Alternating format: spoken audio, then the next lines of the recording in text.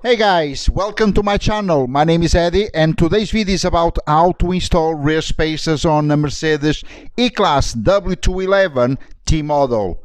So let's start.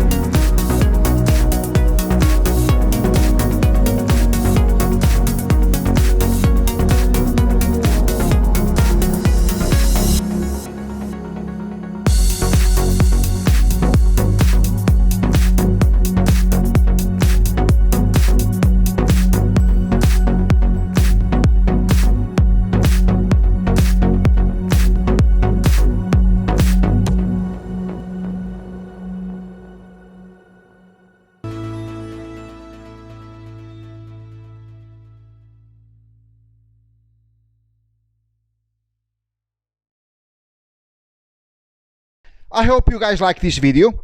Give us your like, hit the subscribe and notification button so you don't miss out any of the new content. See ya!